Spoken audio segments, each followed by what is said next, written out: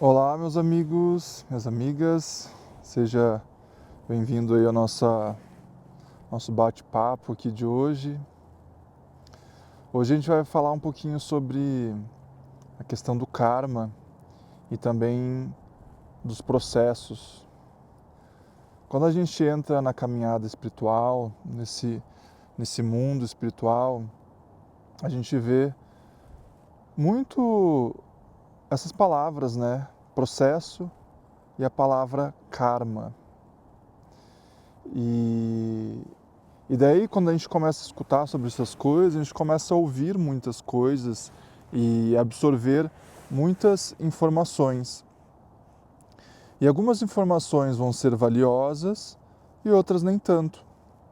Por isso que eu sempre recomendo para as pessoas que entram nesse mundo espiritual, para elas terem filtros, porque se a gente simplesmente começar a acreditar em tudo que é falado, a gente vai se tornar um livro todo bagunçado, cheio de informações e algumas informações super valiosas, mas outras informações muito distorcidas e erradas.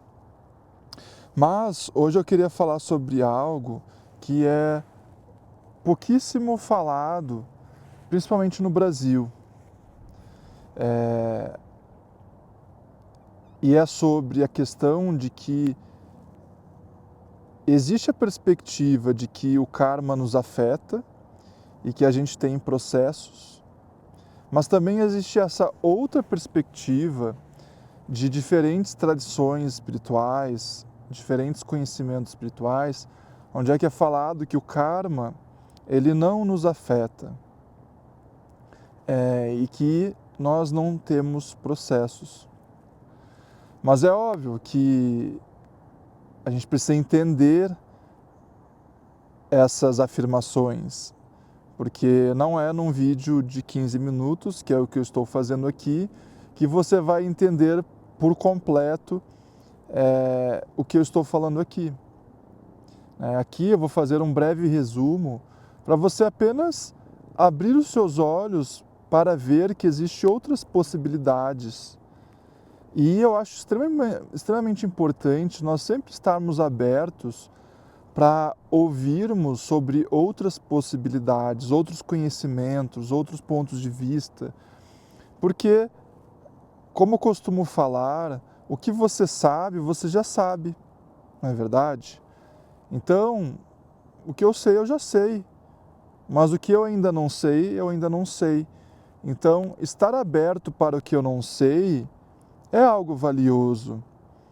É sempre importante a gente estar abertos para ouvir, e muitas coisas que a gente irá ouvir, elas não nos servirão. Mas pelo menos a gente esteve aberto para ouvir e não estava num estado de resistência, né? Mas hoje, aqui, nós iremos falar sobre essa questão, essa afirmação de que existe algo em nós. Resumindo, a nossa verdadeira natureza, ela não é afetada pelo karma. Daí você pode me perguntar, como assim, Willy? Como que eu não sou afetado pelo karma? Porque todos os lugares que eu leio, todas as afirmações que eu vejo aí no Instagram, no Google, nos vídeos do YouTube, todo mundo está me falando que o karma me afeta. Essa lei da ação e da reação. Mas é aí que vem os mestres e as mestras, eles nos falam que o karma ele está intimamente ligado a este corpo/mente. E nós poderíamos chamar de alma. Esse corpo e mente, ele herda condicionamentos pessoais e coletivos. Esse corpo e mente, ele está sempre agindo e tendo consequências das suas ações. Esse corpo e mente, ele herda não apenas as nossas questões pessoais, mas também familiares, culturais, e até mesmo questões da nossa própria espécie.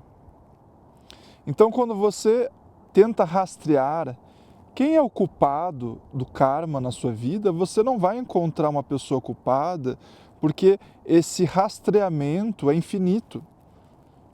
Quem é a fonte do pecado, o pecado original, como é falado na Bíblia? Adão e Eva.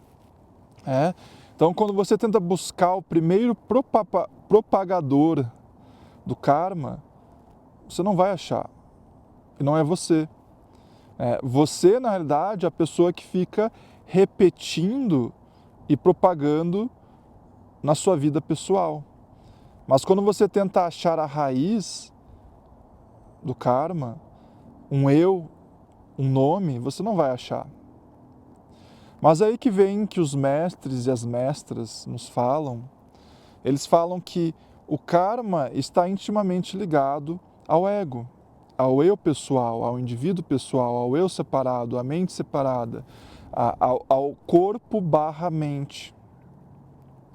Mas tem algo em nós, como fala o místico cristão Mestre Eckhart, tem um lugar em nós que nunca foi machucado.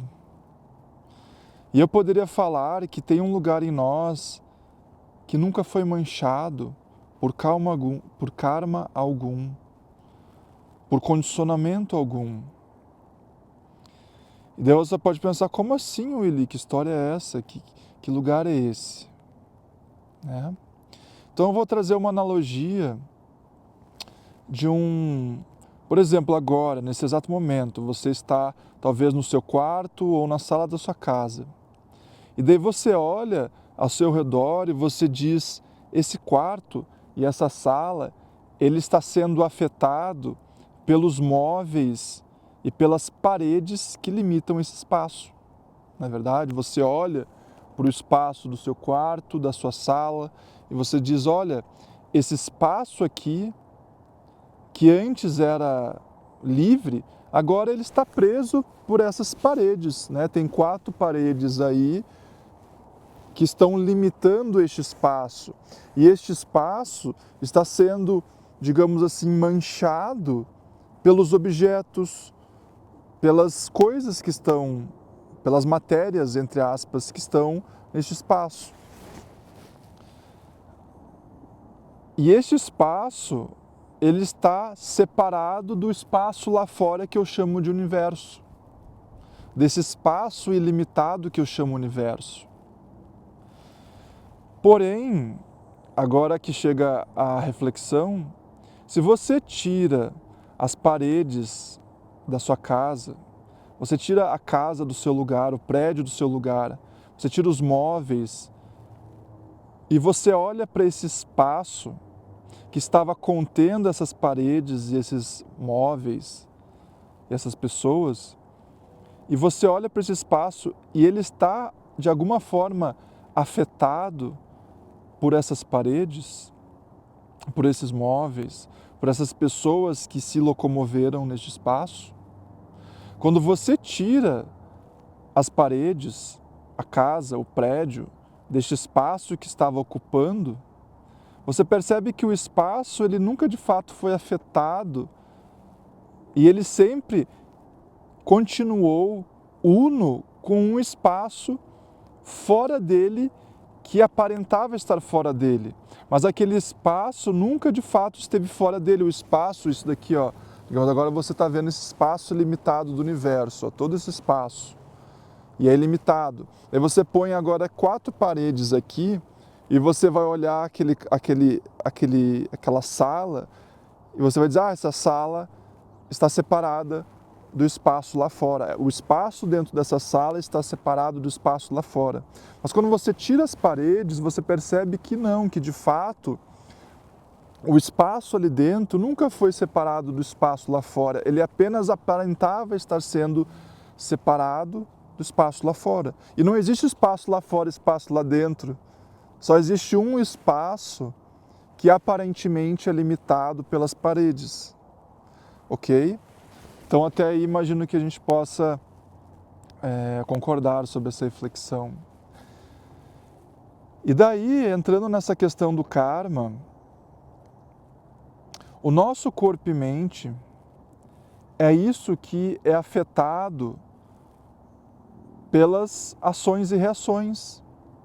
Esse nosso ego, que depende inteiramente do corpo/mente para existir, para se propagar, a sua entidade ilusória separada, ele necessita desse corpo e mente. Portanto, o ego está sempre sendo afetado pelo karma. E daí quando você pensa na teoria da reencarnação, né, se essa mente/corpo, ela traz consigo condicionamentos da infância, a gente poderia muito bem pensar e acreditar que esse corpo e mente também traz condicionamentos de uma vida passada. Você morre e daí você continua tendo apegos, tendo limitações que você não conseguiu superar na sua última vida. Então você reencarna e porque a sua mente/corpo continua reproduzindo e trazendo em si esses rastros de condicionamento, de apegos e etc. Porém, aonde entra essa questão de que não existe algo em nós que não é afetado pelo karma? Então, existe essa realidade por trás da mente/corpo que observa a mente e o corpo. Existe essa realidade que eu chamo de consciência, esse estado de puro conhecer, esse estado de puro ser, esse estado de puro saber, que é livre do corpo/mente, que é livre do ego. E que, na realidade, o ego/corpo-mente vai servir essa consciência de uma forma correta e sábia e amorosa. Então não é que o corpo/mente/ego não vai ter utilidade, não vai ter necessidade ou simplesmente desaparece no espaço para nunca mais existir. O corpo/mente/ego, ele vai servir esse plano de fundo que é a verdadeira natureza que a gente é. E neste lugar, essa consciência, que é como esse espaço ilimitado aqui do universo, que nós chamamos de universo, essa consciência, ela não é afetada pelas circunstâncias, pelos condicionamentos. Essa consciência que nós chamamos de verdadeira natureza, ela não traz consigo rastros, ela não traz consigo manchas. E daí você pode fazer essa investigação comigo agora, caso você quiser. Traga atenção para a consciência que está consciente nesse momento. Fique consciente de ser consciência. Repouse na consciência. E procure nessa consciência, sem utilizar a memória ou a imaginação ou os pensamentos, procure nela rastros, condicionamentos, defeitos.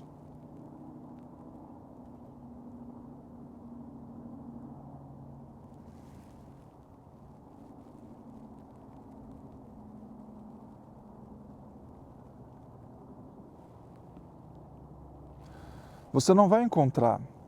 Você vai encontrar condicionamentos, rastros, defeitos, manchas nesse corpo e mente.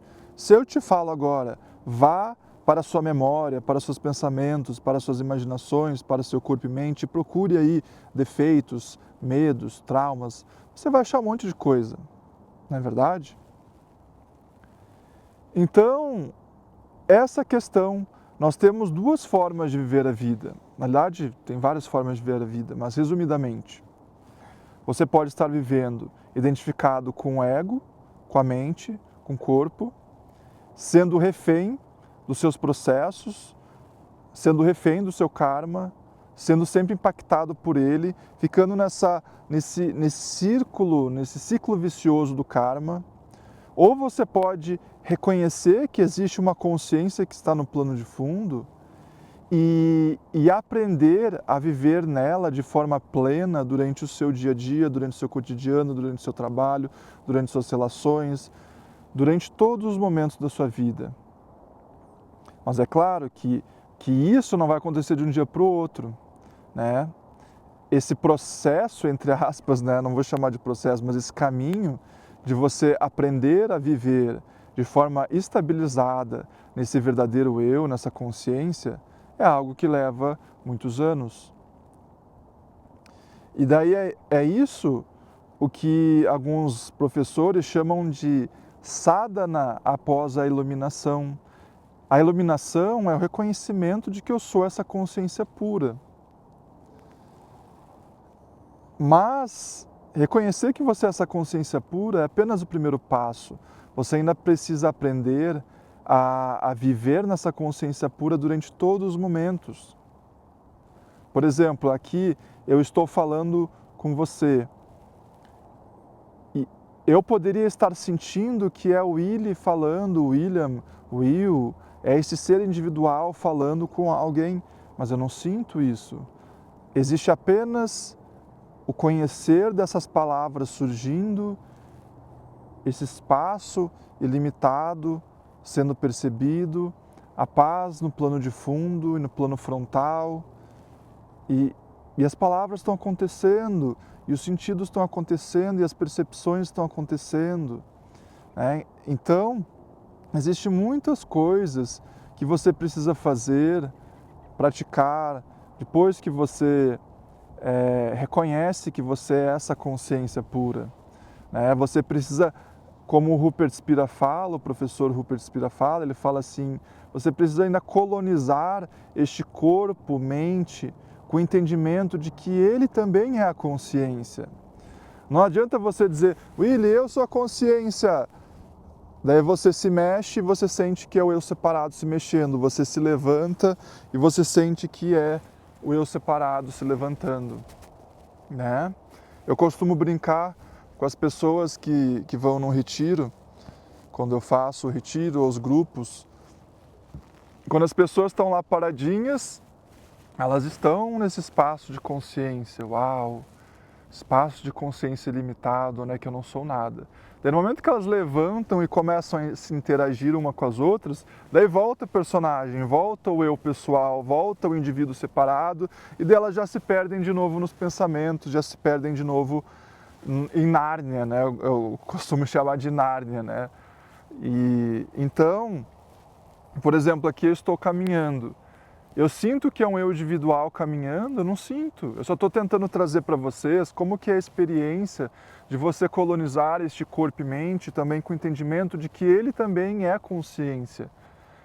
Porque não é o suficiente eu entender intelectualmente ou até mesmo interiormente que eu sou a consciência. Eu preciso também colonizar este corpo e mente e cada aspecto, cada sentido, né? Eu costumo falar também, quando você está escutando, você está agora me escutando, você sente que é eu, João, escutando esse outro ser chamado Willy, é eu, Maria, escutando esse outro eu chamado Willy. Então, já é o eu individual ali, que é uma crença. O eu individual, ele é uma crença, ele não é uma realidade. Ele é uma ilusão que a gente sustenta desde que a gente era criança. Desde que você era criança, te botaram um nome e você acreditou que você era esse nome. Então, conforme você começou a usar os sentidos, né, por exemplo, a da escuta, então sou eu, João, escutando esse mundo. Então você começou a alimentar essa crença em você. E daí você caminha, daí você sente agora, você é uma criança, é eu, João, caminhando. E daí você fala, é eu, João, falando. E daí você trabalha, e é eu, João, trabalhando. Entende? Mas daí chega um momento que você desperta para tudo isso, para toda essa ilusão. E você percebe que tudo isso era uma ilusão e de que tudo está acontecendo de uma forma espontânea e natural. O seu coração está batendo, você não está fazendo nada. Os seus pensamentos estão surgindo e você não está fazendo nada. As suas emoções estão acontecendo e você não está fazendo nada. A sua fala está acontecendo e você não está fazendo nada. A sua escuta está acontecendo e você não está fazendo nada. Você é essa consciência pura, testemunhando toda essa maravilhosa vida que a gente é e que a gente vive, né? Mas você saiu dessa ilusão da separação.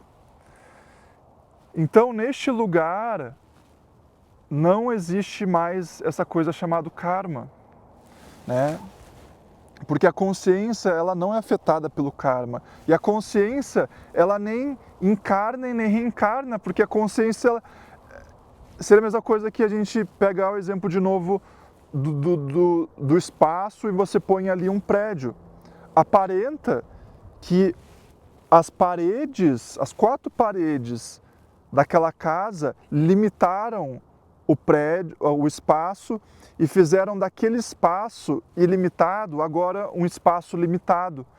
Mas quando você tira as paredes, você percebe que aquele espaço nunca encarnou e nem desencarnou. Então a consciência, ela nunca encarna e nem desencarna. Ela sempre é o que ela é, independente do que esse corpo e mente está passando, né? E da mesma forma que essa coisa chamada processos, que as pessoas ficam falando, nossa, eu estou com esse processo, eu estou com esse processo, eu estou com esse processo. E eu não estou criticando, porque tenha quantos processos você quiser, a vida é sua. Mas eu não entendo essa palavra, pelo menos na minha vida, nesse ponto de vista de viver mais e mais na consciência, eu não entendo muito essa palavra. Não faz sentido para mim, né? E eu me lembro de um vídeo do Moji. Para quem não conhece o Moji, ele é um mestre espiritual que mora em Portugal. E daí o moço estava falando com o Moji e ele estava falando assim, nossa, eu tenho esses processos. Daí o Moji já pausou ele e falou, procura esse eu que tem processos. Tenta achar esse eu aí dentro de você que tem processos. Eu te desafio agora, procura esse eu aí dentro que tem processos. Tenta encontrar. Você não vai encontrar. O que você vai encontrar em você são pensamentos, emoções, sensações, percepções, mas você nunca de fato vai encontrar um eu pessoal e separado que é responsável pelos processos. Você vai encontrar um corpo e mente que está continuamente tendo uma mistura de sensações, imaginações, pensamentos, sentimentos e emoções. Então,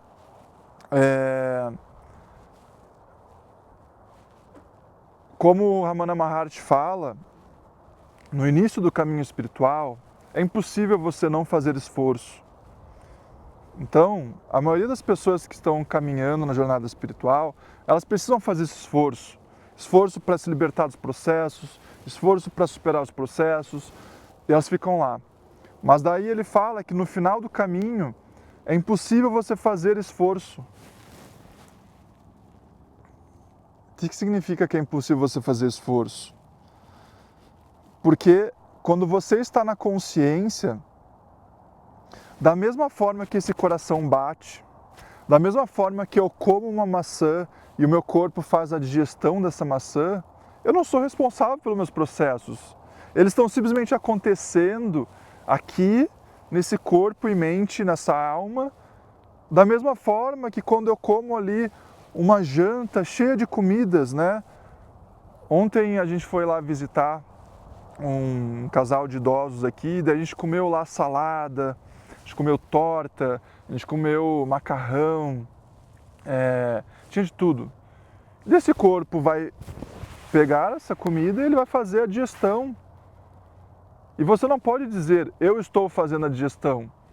O corpo está fazendo a digestão e você não está fazendo nada. Então, como o Nisargadatta fala, Nisargadatta eu gosto muito dele, um mestre indiano já falecido, ele fala assim, da mesma forma que o meu corpo faz as coisas por si só, eu comi o mundo e o meu corpo faz as coisas por si só também. Ele fala assim, eu comi o mundo, eu não faço mais nada. Né? Então, eu não consigo falar muito bem sobre o que são os processos, porque esse corpo e mente aqui, está tudo acontecendo por si só, as coisas estão acontecendo. E daí você pode dizer assim, Willy, mas é meu processo, é meu karma, eu não consigo largar, eu tenho apego. Talvez essas palavras aqui até estejam sendo difíceis para você, porque você talvez esteja tão apegado aos seus karmas e aos seus processos que você não vai se sentir até mesmo ofendida, porque o sentido da sua vida está nos seus processos, nas suas dores, nos seus traumas, nos seus apegos. E daí você vai dizer, mas Willy, eu não consigo abandonar isso. Eu não entendo. E tudo bem, não precisa entender. Eu não estou impondo nada sobre ninguém, eu só estou passando um outro ponto de vista, como eu falei no início desse vídeo. E eu não quero que, na realidade, ninguém acredite nisso que eu estou falando, porque não adianta você chegar para mim e dizer, Willy, eu não tenho mais processos, eu não acredito mais em processos e nem mais em karma, então não tenho mais. Mas se você continua acreditando no seu ego, vivendo no seu ego, nessa entidade separada e ilusória, então você continua tendo processos e continua tendo que resolver eles. Essa afirmação que eu estou fazendo aqui sobre karma e sobre processos é uma afirmação que vem de um reconhecimento genuíno, uma experiência que você tem, uma realização que você tem. E não é uma ideia que você acredita, que nem a ideia que lá em cima tem um céu e algum dia eu vou para lá quando eu morrer. Não é uma ideia, é uma experiência que você experiencia aqui e agora. E daí você pode me perguntar assim, mas Willy, então você é irresponsável, porque você tem processo sim e você não está olhando para eles. E daí eu vou te explicar. É muito melhor quando é a nossa verdadeira natureza olhando para os processos do que quando é o ego olhando para o ego. A maioria das pessoas estão tentando resolver os processos do ponto de vista dos processos. É o ladrão tentando prender o ladrão.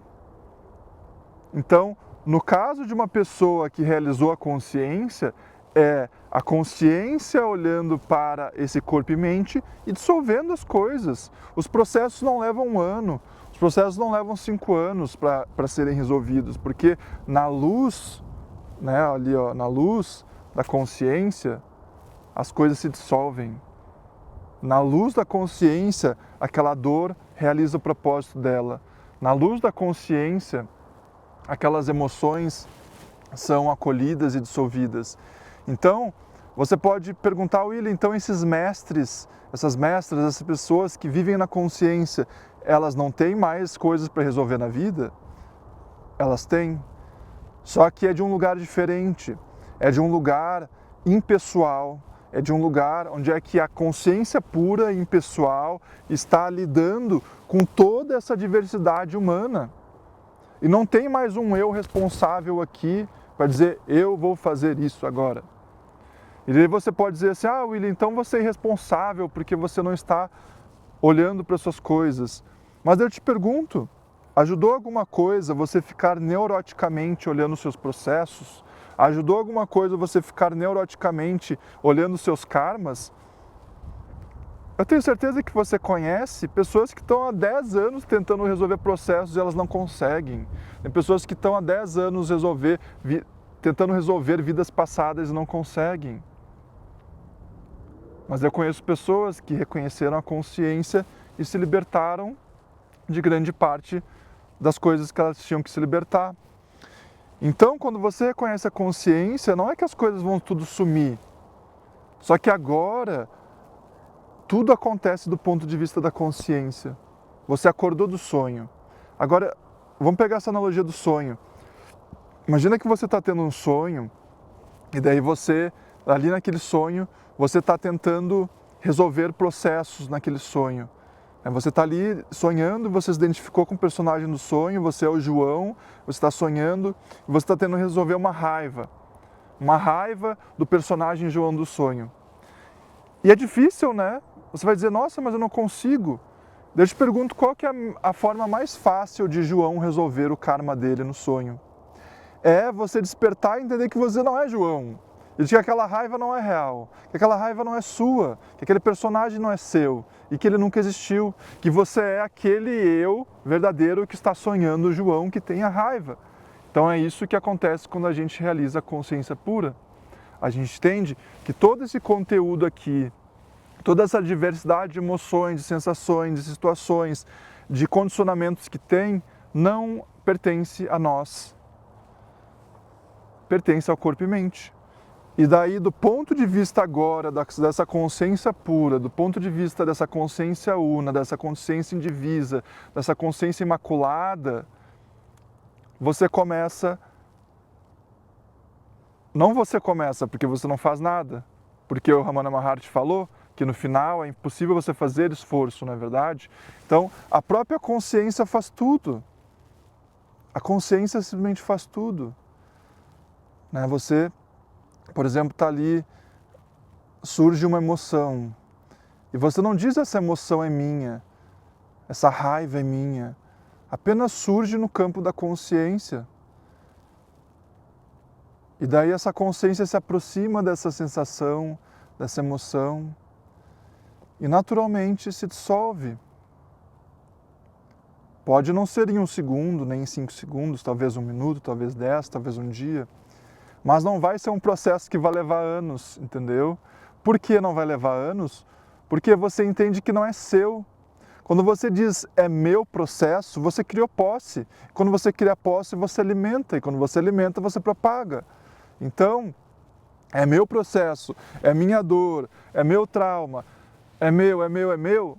Eu estou propagando, eu estou alimentando, eu estou perpetuando.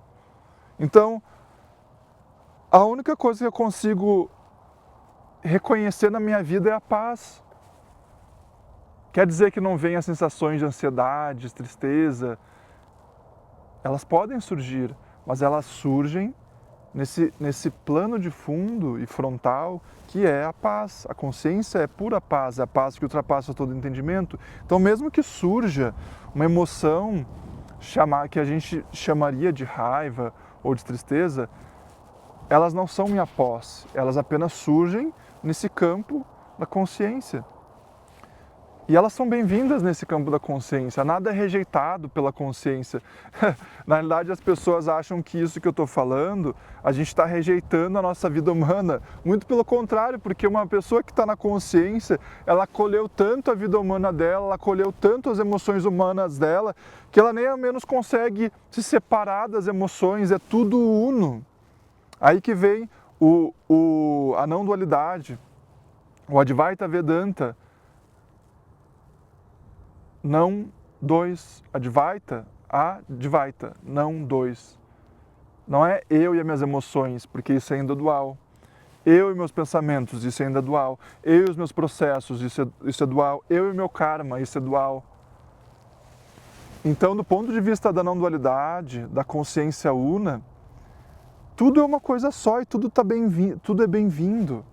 Né? Então, toda essa diversidade de emoções, de sensações, das questões humanas que existem, elas são totalmente bem-vindas nesse campo puro dessa consciência imaculada e limpa,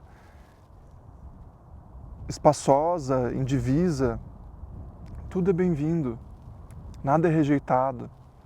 Então, a gente dizer que esse ser que está dizendo que processos não existem ou karma não existe, então ele está rejeitando a natureza humana dele, é muito pelo contrário. Está sendo tão acolhido, está sendo tão abraçado, que você nem ao menos sente que aquilo é separado de você. Você nem ao menos pode dizer, essa é minha emoção. Porque enquanto eu digo essa é minha emoção, quer dizer que é eu e minha. Não existe mais eu e minha. Só existe uma coisa só. Um espaço só, onde é que tudo é um. Né? Então, caso você quiser saber mais sobre tudo isso que eu estou falando, participe dos encontros que eu faço, dos retiros, dos grupos online, ou se você quiser aprender mais sobre isso, estude um pouquinho, leia um pouquinho mestres como Rupert Spira, Nisargadatta, Ramana Maharshi, Adyashanti, todos eles falam sobre isso que eu estou falando. Como eu falei, na espiritualidade existem várias ramificações, vários pontos de vista. E o que eu estou passando aqui é um ponto de vista que se chama o caminho direto. É o caminho direto. Existe o caminho progressivo, onde é que você fica a vida toda olhando os seus processos, para quem sabe algum dia você se iluminar, né, usando esse termo iluminação, que eu não gosto muito de usar. Ou existe o caminho direto, que você vai direto para o X da questão. Quem sou eu? O que sou eu? Deixa eu reconhecer quem sou eu antes de querer ficar resolvendo esses processos, né? Deixa eu olhar o que eu sou antes de querer resolver esses meus traumas. E daí depois que eu reconhecer o que eu sou, daí eu olho o resto. Daí eu me preocupo com o resto. A forma que eles falam sobre isso, eu acho que a Nisargadatta fala, ele fala assim, por que você quer saber o que Deus é? Você ainda nem sabe quem você é. Então, antes de querer saber o que o mundo é, antes de você querer saber o que vai acontecer com você na sua futura vida, antes de você querer saber sobre suas vidas passadas, se preocupe em descobrir quem você é. Porque enquanto você não sabe quem você é, todas as suas outras buscas vão ser cegas e em vão. Porque é uma pessoa que não sabe quem que é, tentando entender outras coisas, e isso não faz sentido. Né? Ou seria a mesma coisa que uma pessoa que está usando um óculos com uma lente verde e tudo que ela enxerga é verde. Ó, tudo aqui é verde, porque eu estou usando um óculos com uma lente verde. Como que eu faço para parar de ver o mundo de uma forma verde? Eu tiro essa lente.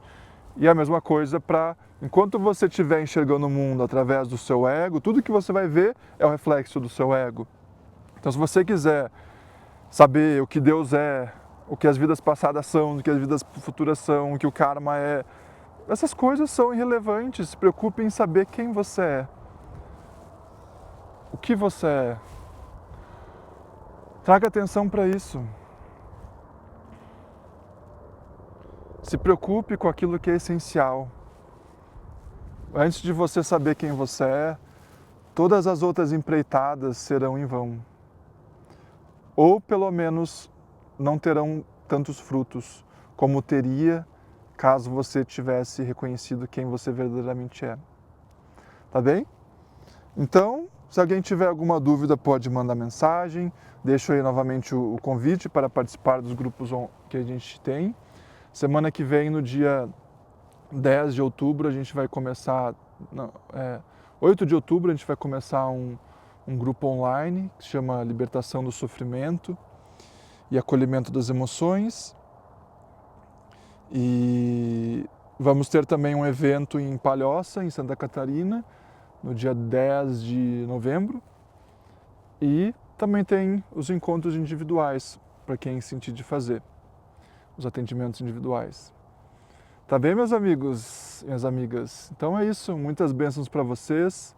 Eu deixo aqui um pouquinho agora dessa vista maravilhosa, tirar um pouquinho do meu rosto, pra vocês verem um pouquinho dessa vista maravilhosa. Eu estou agora no Canadá, mas eu já estou voltando para o Brasil em breve. Vim visitar aqui meus pais.